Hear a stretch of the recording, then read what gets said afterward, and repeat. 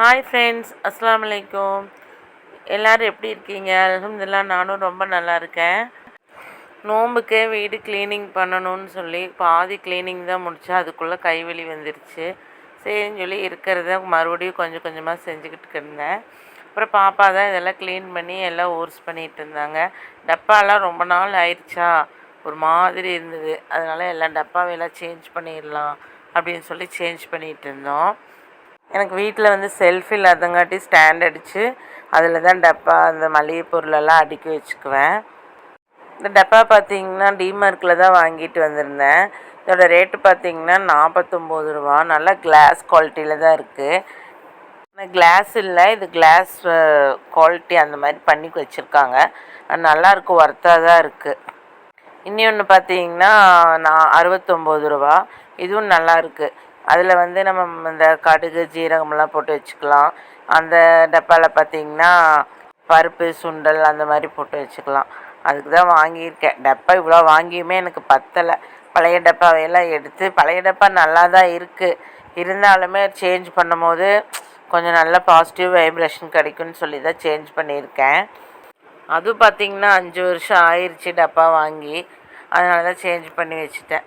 டப்பாவை வந்து அதுக்குள்ளே இருக்கிறதெல்லாம் எடுத்து தூக்கி போட்டு அதை ஒரு நல்ல டிஷ்யூ பேப்பர் வச்சு நல்லா தொடச்சி எடுத்துக்கலாம். தண்ணியில் கலக்கி காய வச்சு எடுத்துக்கலாம். டிஷ்யூ பேப்பர் வச்சு தொடச்சாலே போதும்னு சொல்லிவிட்டு எல்லாத்தையும் தொடச்சிட்டு இருந்தாங்க எங்கள் பாப்பா. எல்லாத்தையும் அப்புறம் திங்ஸ் எல்லாம் எடுத்து அந்த திங்ஸ் எல்லாம் கொட்டி வச்சுட்டு நீட் பண்ணிகிட்டு இருந்தாங்க. இந்த மாதிரி சின்ன சின்ன வேலையில் குழந்தைகளுக்கு சொல்லி கொடுத்து வளர்த்தும் போது அவங்களும் பின்னாடி வந்து கஷ்டமே இல்லாமல் செய்வாங்க. இந்த பாத்திரம் கழுகுறதாகட்டும், வீடு கூட்டுறதாகட்டும், இந்த மாதிரி டப்பாவங்கள கழுகி ஊர்ஸ் பண்ணி எடுத்து வைக்கிறதாகட்டும், இந்த மாதிரி வேலையில் கொடுக்கும்போது அவங்க நீட்னஸாக செய்வாங்க. என்னையெல்லாம் எங்கள் அம்மா பார்த்திங்கன்னா ஒரு தடவை பாத்திரம் கழுகி நல்லா இல்லைன்னா மறுபடியும் தூக்கி சிங்கக்குள்ளே போட்டு மறுபடியும் கழுகுன்னு சொல்லிடுவாங்க. அதே மாதிரி வீடு கூட்டினது சரியில்லைன்னா 2 தடவை கூட்ட வைப்பாங்க. நானும் என்னடா எங்கள் அம்மா கொடுமை பண்ணுறாங்கன்னு சொல்லி எல்லாம் நான் நினச்சிருக்கிறேன்.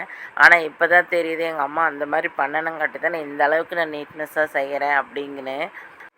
ஒரு தடவைக்கு 2 தடவை நம்ம சுத்தமாக செஞ்சு பழக்கி விட்டால் தான் குழந்தைங்க சங்கடமே இல்லாமல் செய்வாங்க.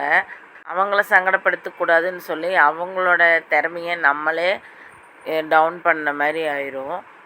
படிக்கிற நேரம் போக சின்ன சின்ன வேலையில் குழந்தைகளுக்கு வீட்டில் கொடுத்து பாருங்கள். நான் அப்படி தான் எங்கள் பாப்பா அவங்களுக்கு ட்ரைனிங் கொடுத்துருந்தேன். சும்மா வீட்டில் வேலை மட்டும் செஞ்சால் போதும்னு இல்லாமல் சுத்தமாக செய் அப்படின்னு சொல்லி கொடுக்கணும். பார்த்திங்கன்னா ஒரு வழியாக டப்பா வழியெல்லாம் கொட்டி நீட்டாக அடுக்கி எங்கள் பாப்பா நீட்டாக வச்சு கொடுத்துட்டாங்க. பார்க்கும்போது சூப்பராக பாசிட்டிவ் வைப்ரேஷனாக இருந்துச்சு. அப்பப்போ நம்ம வீட்டில் இருக்கிற பொருள்களை கொஞ்சம் கொஞ்சமாக சேஞ்ச் பண்ணிகிட்டே இருக்கும்போது வீட்டை பார்க்குறக்கு நம்மளுக்கும் கொஞ்சம் புதுசாக பார்க்குற மாதிரியே தோணும். நான் அப்படித்தான் பண்ணுவேன். நீங்கள் எப்படின்னு கமெண்ட்டில் சொல்லுங்கள். பார்க்குறக்கே சூப்பராக இருக்குதுல்ல, எனக்கே ரொம்ப பிடிச்சிருக்கு. எப்போவுமே பெப்சி ப்ளூ கலரு அந்த மாதிரி தான் நான் எந்த பொருளாக இருந்தாலும் எடுப்பேன். இந்த தடவை மெரூன் கலரில் மாறிட்டேன். பார்க்குறக்கு நல்லா இருக்குது, அழகாக இருக்குது. இந்த குட்டி குட்டி பாட்டில் பார்த்திங்கன்னா 19 ரூபா தான். அதில் வந்து இந்த சோம்பு, ஆப்பசோடா இந்த மாதிரி போட்டு வச்சுக்கலாம். என் வீட்டில் பார்த்திங்கன்னா வேலையெல்லாம் முடிச்சுட்டு அப்படியே தங்கச்சி வீட்டுக்கு நோம்பு திறக்க போயிட்டேன். ஃபஸ்ட்டு போனதுமே குனாஃபாவுக்கு உண்டான ப்ரிப்ரேஷன் தான் பண்ணிகிட்டு இருந்தேன். சொதப்பல் குனாஃபா. ஒரு அடுப்பில் வந்து முட்டையை வேக போட்டு குனாஃபாவுக்கு வேணுங்கிற பாலை எடுத்து அடுப்பில் வச்சுக்கிட்டேன். நல்லா பால் கொதித்து வந்ததுமே கஸ்டர்ட் பவுடர் அதை நல்லா கலக்கிட்டு பாலில் கலக்கிட்டு அந்த பாலில் அப்படியே ஊற்றி விட்டணும். நல்லா கட்டி விடாமல் கலக்கணும். கை விட்டோன்னா கரிஞ்சு போயிடும். அதனால் கையெடுக்காமல் கலக்கிட்டே இருக்கணும். செய்யும் போதெல்லாம் ஆர்வமாக தான் செய்கிறோம். செஞ்சு முடிக்கும் போது தான் தெரியுது அது சொதப்பலாக வந்தது. கைவிடாமல் இலக்கிட்டே இருந்திங்கன்னா இந்த மாதிரி கெட்டி ஆயிரும். இதை எடுத்து இறக்கி ஓரமாக வச்சுக்கலாம். அப்புறம் ஒரு கடாயை எடுத்து அதில் வந்து சேமியா போட்டு நல்லா வறுத்து எடுத்து வச்சுக்கலாம். கொஞ்சமாக இதை என்ன பண்ணிட்டேன்னு பார்த்தீங்கன்னா சேமியாலேயே சுகர் போட்டேன். இந்த வறுத்து முடியும் போது அப்படியே கட்டை பிடிச்சிருச்சு. ஆனால் அதுதான் சொதப்பல்னு சொன்னேன். நான் பண்ண மாதிரி இந்த தப்பு யாரும் பண்ணிடாதீங்க. சேமியாவில் போட்டு சுகர் போட்டு யாரும் வறுத்துறாதீங்க. கட்டையாக பிடிச்சி அதையை போட்டு ஆற வச்சு மறுபடியும் உடச்சி அது ஒரு பாத்திரத்தில் ஆக்கி மேலே லேயராக பண்ணணும்.